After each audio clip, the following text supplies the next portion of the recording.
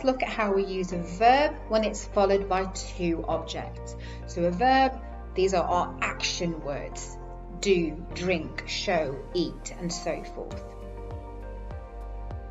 So sometimes verbs are followed by two objects. Generally, the first object is a person or people, and we refer to this as an indirect object. And the second object is a thing. We refer to the second object as the direct object. So we have the verb, the indirect object, and then the direct object.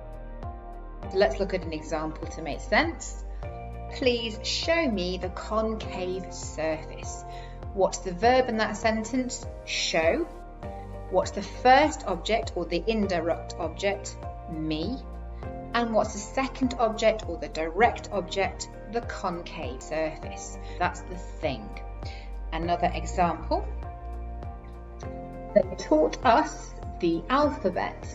What's the verb? Taught. What's the first object? The indirect object? Us. And what's the second object? The direct object? The alphabet. If we want to focus particular attention on the direct object, we can change the order of those objects, but we need to use the prepositions for or to before the indirect object. So we have the verb, followed by the direct object, followed by to or for, and then the indirect object.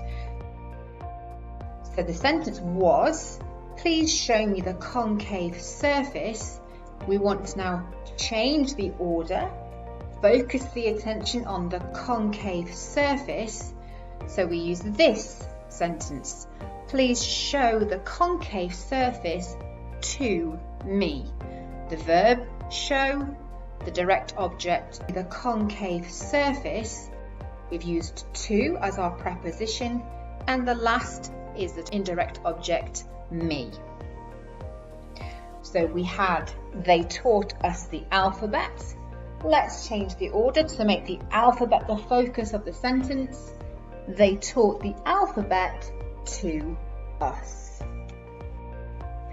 And the last section of this, if the direct object is a pronoun, he, she, it, we use this order.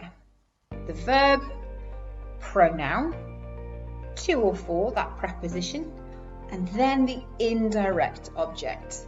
The example, please show it to me. Please teach it to me. And that's how we use a verb followed by two objects.